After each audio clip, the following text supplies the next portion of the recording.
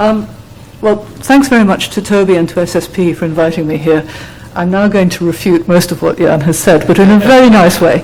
Well, it's only because mathematics really is different, and some of this talk is based on an article that was published in the American Math Society Notices, which is their magazine in the March edition, and it's about some work we've been doing at the LMS on tracking usage. And by studying that, trying to get an idea of how our many and various policies affect the usage patterns on our journals. So it will be all about the LMS because that's all I can talk about. Don't see it as advertising, it's really just a case study. Yeah, so we've got lots of policies. They're not just green, we cover everything. The reason for this is because, in general, what we felt was we weren't going to say, this is good, this is bad. We were just going to say what mathematicians need, they get. So as long as we cover all the different options, at least for some mathematicians who have different mandates by their universities or their funders, they should find something within the LMS journals that they can actually use. So we have, first and foremost, now all mathematicians, all mathematics publishers that I'm aware of do this. Some of them didn't to begin with, but all preprints and anything up to the accepted manuscript can be posted on the Math Archive or on home pages or wherever else you like. There's no embargo period on this, it's just standard practice. It's the way it's involved in mathematics. We have a hybrid open access option available on all our subscription journals, so if you want to take the hybrid option, it will cost, I think it's just about $3,200, it's that sort of price. So it's a high-priced hybrid model. We've had almost no take-up on that, but last year, with the introduction of the British RC UK policy, is when we started to see some take-up. It's still very low. Mathematicians really don't want it. They're doing it largely because they've been told to. The next thing we have is this 6-month reverse moving wall, which I'll talk about a bit more in the next slide. This is actually only applies to 4 journals, and that's what we see as the core journals of the LMS: Proceedings, Bulletin, and Journal, and the Journal of Topology. And part of this reason is that the reason for doing it this way is practicality. These are all journals on the OUP site on Highwire. And we've been running this now for about 10 years on the core journals. Journal of Topology is younger, it's only 7 years old. So in addition to this, last year we announced we'd be launching a Gold Open Access journal. This is the Transactions. The thing about this was, in order to avoid, a whole business of whether it's a cascade journal or what's the purpose of this, what's the quality of it, we're using the same editorial advisory board. These are the specialist advisors who look after the peer review on the other journals, and they also look after the peer review on the Transactions. We've only just had our first article published a few weeks ago, but it's nicely there in the middle of what we publish already. And what we want to do is establish this not as an unusual standard, it's just the same standard as everything else. This is much cheaper, this is $750, so it's much cheaper, but of course it's a brand new journal, it's got no impact factor, it will take a few years for that to build up. So, getting back to the reverse moving wall, because that's really what most of this is about. What is it? It's very simple. It's just first 6 months from online publication, the article is freely available, then it goes behind the paywall. And we did this because we recognized that a lot of people would like the much older stuff to go free. We had business reasons why we didn't want to do this. We feel there's value, and I'll come into that later, on the older material. But we wanted to do some dissemination, and it seemed sensible to do it at the beginning, because I'll come on to the reasons why mathematics is so very different, but it fits the model of how people read mathematics. So that's what it is. Why do we do this? It is about building audiences. It's about building readership early on, getting early usage into the journal. And what we hope, although this is almost impossible we certainly haven't found a good way of testing this, is that you also then get early citations. It's impossible to test because you need to be able to have a second set of journals which are identical to ones you've got, which you don't have this reverse moving wall, and see what citations. We don't know of any way of doing this. But we can compare usage, because we also look after a Dutch journal, Compositio Mathematica, which has no 6-month reverse moving wall. And so those 2 lines there, the one with all the usage in the first year is Journal of Topology, which has got the 6-month reverse moving wall, and the one with less usage is Compositio Mathematica. Compositio Mathematica actually is free after 5 years, so what you'd see is if we took that line further, it would go banana shape and then it would start going up again. But that's 3 times as much usage in the first year. I do completely take Jan's point, and I agree with him that usage is not reading. It's definitely not the same as reading, but it's as near as we've got to measuring it. So these are full text downloads. And I said possibly early citations. So then we come on to what's different. Why is it that we would do this for mathematics? First thing is there are loads of mathematics journals out there. I think on MathSciNet there are over 500 listed as respectable mathematics journals. And I do mean respectable. You know, this is not rubbish stuff. Some of the best journals have got tiny numbers of articles that they publish each year. Acta Mathematica, I think, has less than 30 a year that they publish. Even the very best ones have low impact factors. I think the best journal has got about an impact factor of 4 at the moment in the world. That would be the Annals of Mathematics. Alex should know. And they also have really quite low usage. We want to increase the early citations, obviously to give a service, but it's a service to both authors and readers. So early citations for the authors, lots of free usage at the beginning for the readers. And yes, they're almost an identical set, but of course, no mathematician acts the same way. One day he's a reader, he's doing something entirely different, believes entirely different things to when he's an author and what he wants to get out of publishing. We all know this. It's, but there isn't another sort of secondary market. Toby will talk about the ability to go beyond your current market. In pure research mathematics, there really isn't a secondary market out there waiting to read our stuff. Eager. So, these are the 2 interesting figures.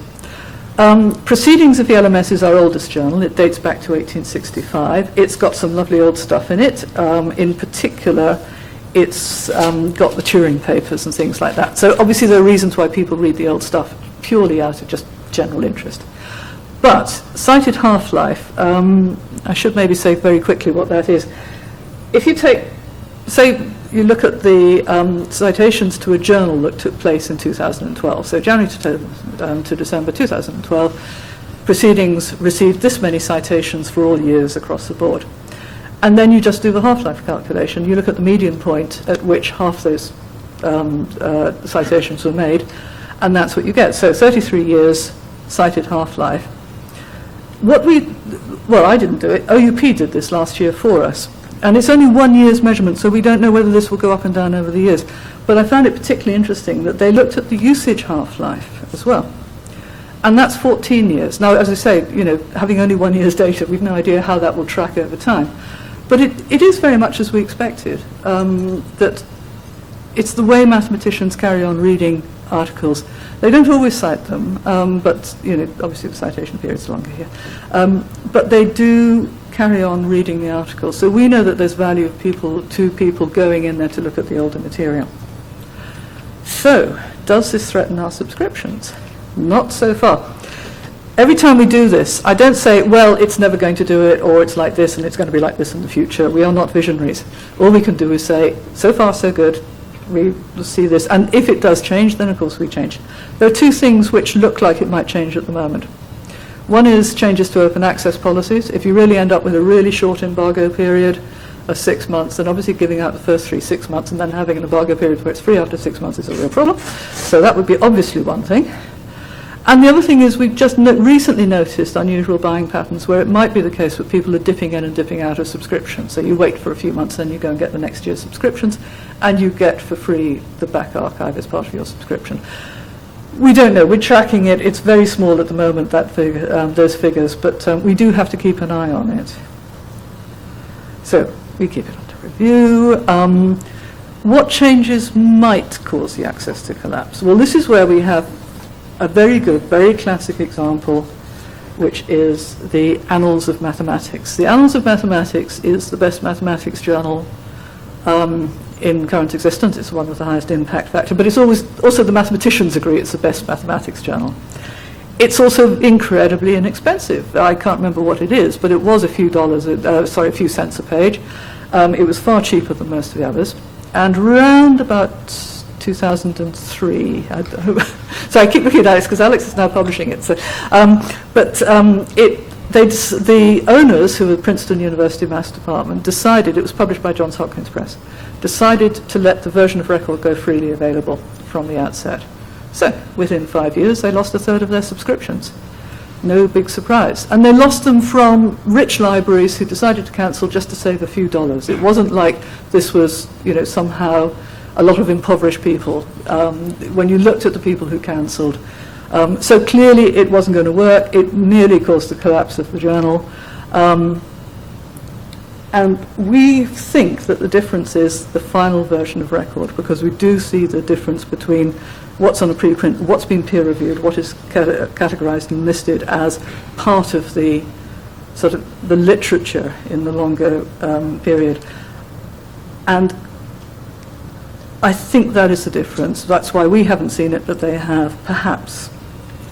Would an embargo period of 12 months have stopped it? Well, personally, I don't think so, because if you look at people, our usage half-life is 14 years. I don't know what the annals would be, but I'm sure it would be longer than 14 years.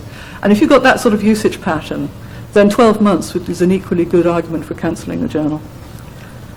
So, what you find is most embargo periods that currently happen in mathematics, I think the AMS does this and other people, is if they're going to do that, they say 5 years. So they let it go free after 5 years. And that's felt to be reasonably safe. And certainly we have that on Compositio Mathematica. It's owned by a Dutch foundation, so they control the access policies. Does the archive threaten our usage? Again, not so far. So, this is the growth of preprints versions of articles that we've published. And if you look at 1999 at the beginning, it was about 10%. Right now, it's only just over 70%. Some mathematicians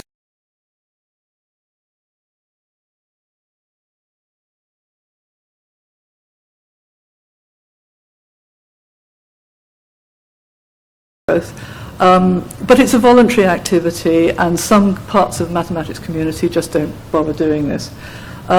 So it is growing, and maybe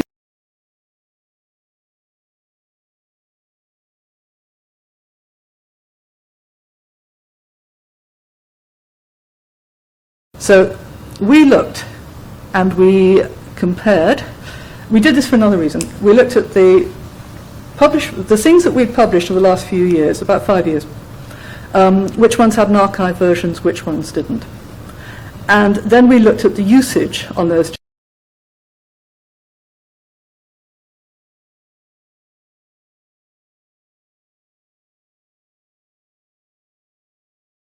You'll see there is almost no difference between the two. The blue line is where there is an archive version. So the archive doesn't seem to be threatening our usage patterns at all. I mean, all it's doing is that, obviously, if there was no archive in existence and there was no way of reading anything, then maybe the overall usage might be up a bit. But it certainly isn't making a difference. I didn't expect to see this. We did this work last year, and I think I'd given talks before now where I went around saying, oh, I'm sure there's a really big gap. So I was extremely surprised when we found this. So, why doesn't it? This is where I disagree with Jan. I think it's because there really is value to the author in peer review and having the paper accepted in a good journal. I think that maybe it's just that peer review is very rigorous in pure mathematics, and it still is. And it certainly takes forever, I can tell you that. We're one of the slowest of the subject areas when it comes to doing these things. There's also value in the published version. And that goes on for many years, and you can see that through the usage and citation patterns. And I think the lesson is to keep this distinction between preprints and the final form. It's not so much that the publisher adds value, although they do add value to copy editing and things like that, but there is value in the recognition and the fact that that paper has been accepted and really worked on hard. Our referees, I've seen referee reports really are longer than the paper about which they've written.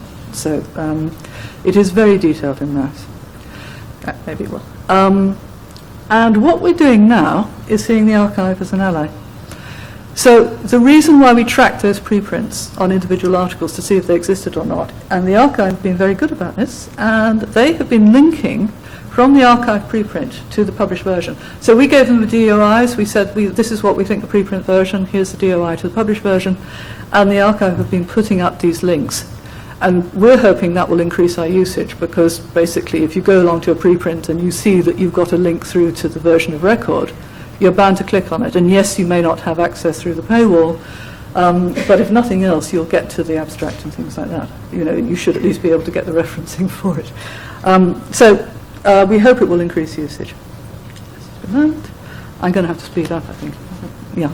Okay. Death of the subscription model. Again, you know, we've been told that the archive is going to replace journals. Well, I just don't believe that for the reasons we talked about earlier. Budget cuts will kill journals. Yes, I think they will do if they continue.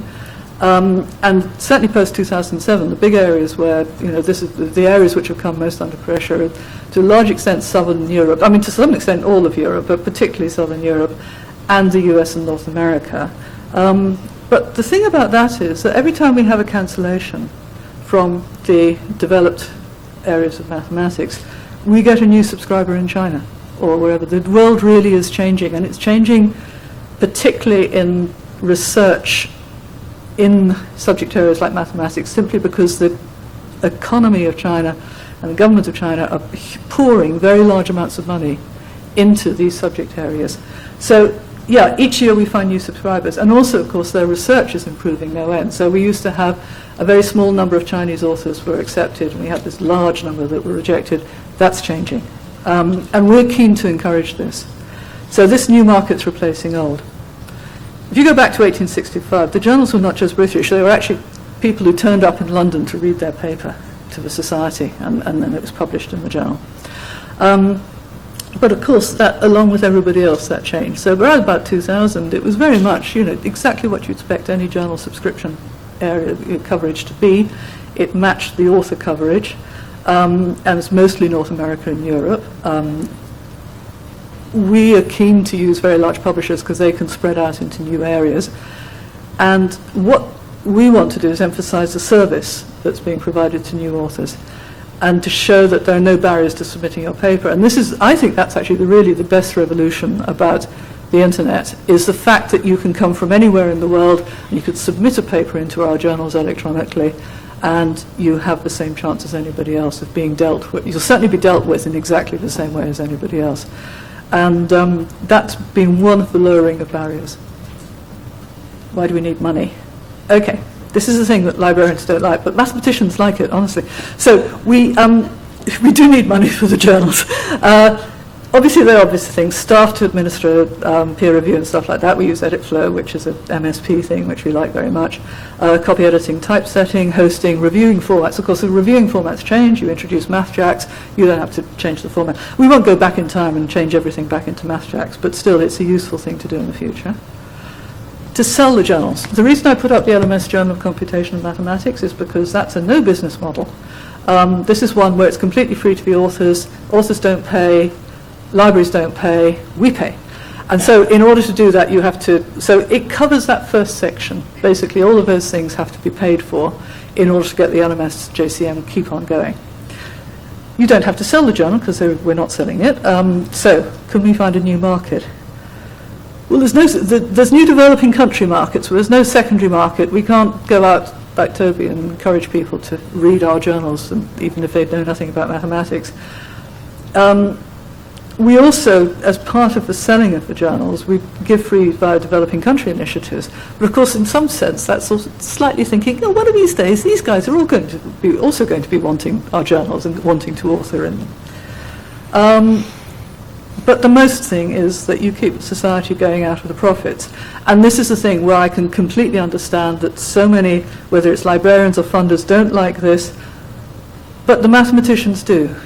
Because this is what gives them the freedom to do travel grants, and all societies do this, you know, whether it's the AMS or us. AMS and us are in a better position to do it because we publish in English. So if you're the French Mathematical Society, you have a real problem making money out of your journals because it's all in French. But we do this, and it does go well beyond the borders. It's something where you find, if I talk to American mathematicians, they completely accept the idea that it's worth putting the money back in to have a vibrant system and to have not-for-profit publishing. And this.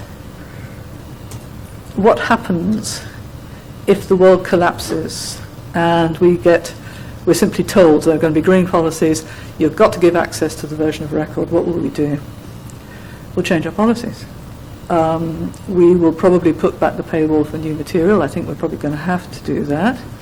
We'll encourage a move to gold as the lesser of two evils. We really don't want to do this, but at the same time, if you don't do that, the journals collapse if there's no money.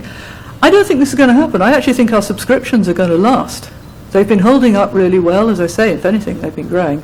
And so I think the subscription model in mathematics works, and it will continue. But if it didn't, then we'd have to do stuff like this. And selling the LMS archive. This is why, lots of people give it away after a few years. We've found that this is a major source of income from the journals now, is selling the older stuff. Libraries have separate archive budgets. And and I think, again, if you're looking at new markets such as China, who don't have the back issues to the journals, then there is a market for this as well. So that's where we are.